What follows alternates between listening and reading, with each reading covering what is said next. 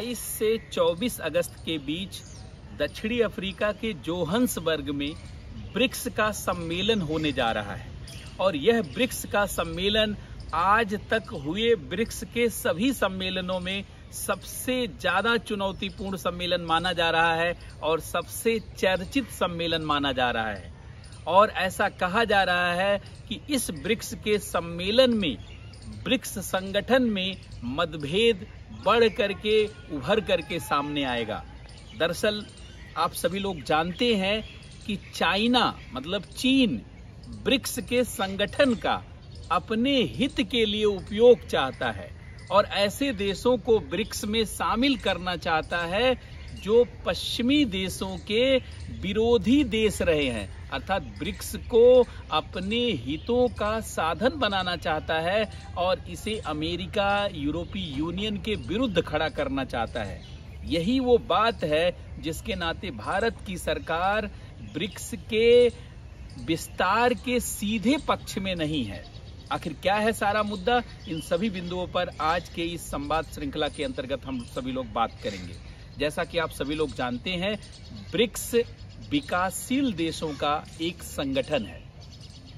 2001 में अमेरिकी अर्थशास्त्री जिम ओ नील ने सबसे पहले इसकी संकल्पना दी कि उभरते हुए देशों का एक संगठन होना चाहिए और इसी को लेकर के 2006 में उस समय 4 देशों की बात उन्होंने किया था, ब्रिक की बात किया था। ब्राजील, रसिया, इंडिया और चाइना, इन 4 देशों के विदेश मंत्रियों ने एक बैठक की 2006 में और अंततः 2009 में ब्रिक की स्थापना हुई और 2010 में दक्षिणी अफ्रीका भी इससे जुड़ गया तो ब्रिक्स हो गया।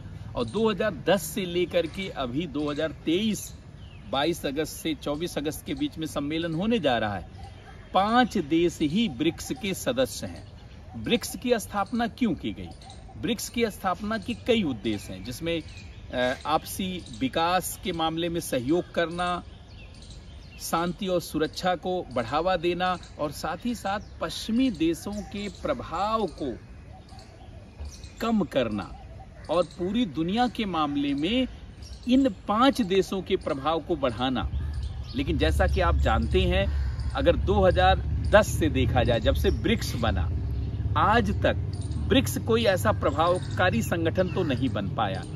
यद्यपि ब्रिक्स के पास पूरी दुनिया की 40% जनसंख्या है और 30% जीडीपी है। ब्राजील, रसिया, इंडिया, चाइना और साउथ अफ्रीका टोटल मिला दीजिए 40% जनसंख्या और 30% जीडीपी है। लेकिन इसके बाद भी कोई ऐसा प्रभाव ब्रिक्स उत्पन्न नहीं कर पाया जिसको पूरी दुनिया के मंच पर याद किया जाए। लेकिन अब चाइना इस संगठन का अपने हित को पूरा करने के लिए उपयोग चाहता है। जैसा कि आप सभी लोग जानते हैं कि कोरोना महामारी और इसके बाद रूस यूक्रेन युद्ध हुआ और हो भी रहा है। इस युद्ध के बाद पूरी दुनिया का वर्ल्ड ऑर्डर बदल रहा है। अमेरिका निश्चित रूप से रूस यूक्रेन युद्ध से और इसकी परिस्थितियों से उसकी भूमिकाएं प्रभावित हुई हैं और चीन का उदय हुआ है। चीन मानता है कि रूस यूक्रेन युद्ध के बाद उसका पूरी दुनिया में उदय हो रहा है। चीन इस मुगालते में है और कई पॉइंट उसके पक्ष में भी है।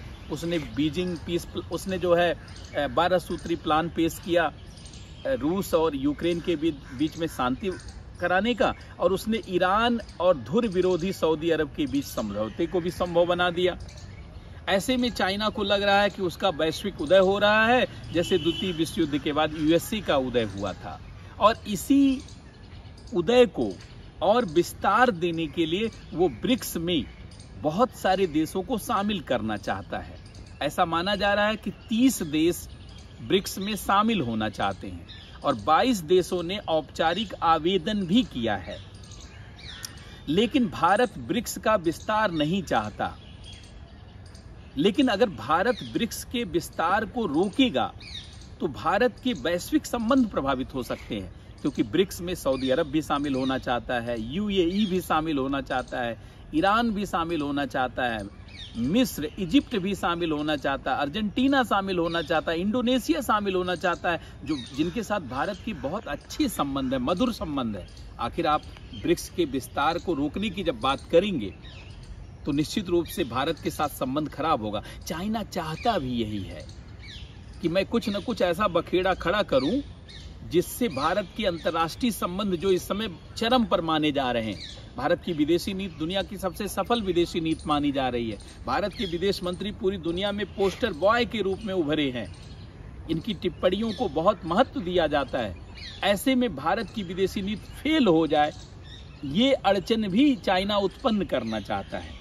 और साथ ही चाइना पश्चिमी देशों के प्रभाव को कम करना चाहता है, भारत के प्रभाव को भी कम करना चाहता है, क्योंकि चाइना देख रहा है कि भारत पश्चिमी देशों के साथ कुछ ज्यादा ही जुड़ रहा है। केवल क्वाड के माध्यम से नहीं, क्वाड में तो ठीक है, जापान, ऑस्ट्रेलिया, यूएसए और भारत है। इसके अलावा भारत के कई समझौते अमेरिका के साथ हुए हैं, रक्षा समझौते, यूरोपीय यूनियन के साथ कई रक्षा समझौते हुए हैं, ऑस्ट्रेलिया के साथ, जापान के साथ भी कई समझौते हुए हैं, जिसके नाते भारत का झुकाव पश्चिमी देशों की तरफ ज्यादा हो गया है। ऐसे में चाइना चाहता है कि भारत के प्रभाव को नलिफाइड किया जाए और एक अलग से प्रभाव उत्पन्न किया जाए, जिसमें पश्चिमी देशों का विरोध भी हो, चीन का उदय भी हो और भारत की विदेशी नीति खंडित हो जाए, अर्थात प्रभावित हो जाए। अब सोचिए, इतनी सारा चालाकी के साथ चाइना ब्रिक्स का विस्तार चाहता है, लेकिन भारत नहीं चाहता। लेकिन अगर भारत सीधे विरोध करेगा, ओबियस है कि संयुक्त अरब अमीरात, सऊदी अरब, ईरान, इंडोनेशिया, मिस्र, अर्जेंटीना सबसे संबंध खराब होगा। इसीलिए भारत ने ब्राजील को कन्विंस किया कि भैया आप भी विरोध करो। यही कारण है कि ब्राजील बहुत मुखर रूप से जानते हैं ब्रिक्स का विरोध कर रहा है विस्तार का, और ब्राजील कह रहा है कि ब्रिक्स के संगठन को पश्चिमी देशों का विरोधी गुट ना बनने दिया जाए। यद्यपि भारत बहुत खुल करके नहीं बोल रहा है, क्योंकि खुल करके बोलने से जानते हैं चुनौतियां उत्पन्न होंगी, लेकिन भारत कह रहा है कि ब्रिक्स के देशों के विस्तार का एक मापदंड होना चाहिए। भाई जीडीपी का एक मानक होना चाहिए या विकास का एक मानक होना चाहिए। आखिर ब्रिक्स को कूड़ा करकट ना बना दिया जाए। ब्रिक्स उभरते हुए देशों का संगठन था, डेवलपिंग कंट्री का संगठन था, तो फिर डेवलपिंग कंट्री 30 तो है नहीं या 22 तो है नहीं जिसने औपचारिक आवेदन दिया है। आखिर किस आधार पे 22 देशों ने औपचारिक आवेदन दिया और 30 देश शामिल करवाना चाहता है चाइना? क्या इतने डेवलपिंग कंट्री हो गए, या खाली आपकी मंशा है पश्चिमी देशों का विरोध? ये सब मुद्दे भारत के द्वारा उठाए जा रहे हैं। साथ ही साथ भारत अब इसको अवसर के रूप में भी देख रहा है। इसका एक पॉजिटिव साइड सुनिएगा। अगर ब्रिक्स का विस्तार होगा तो भारत की कई जरूरतें पूरी होगी। आप कहेंगे ये कैसे? भारत कह रहा है कि ब्रिक्स के विस्तार पर हम लोगों को विचार करने की आवश्यकता है, और विचार में ऐसा माना जा रहा है कि भारत ये पॉइंट रखेगा कि अगर ब्रिक्स का विस्तार चाइना करना चाहता है तो उसको संयुक्त राष्ट्र के सुरक्षा परिषद में भारत की सदस्यता को समर्थन देना होगा। और कई ऐसे मुद्दे हैं जिस पर भारत चाइना के बीच में विवाद है, उन मुद्दों पर भी चाइना को समर्थन देना होगा। अगर चाइना यहां पर समर्थन देगा तभी भारत विस्तार को अनुमति देगा। और ब्रिक्स का एक नियम है कि जब तक सभी देश सहमत नहीं है तब तक ब्रिक्स का विस्तार नहीं हो सकता। इस नाते अब भारत चीन के उस जानते बाजी को पलट रहा है जिस बाजी को लेकर के चीन आगे बढ़ा था। अब भारत इस ब्रिक्स के विस्तार में अपने लिए संभावनाएं और चुनौतियां दोनों देख रहा है।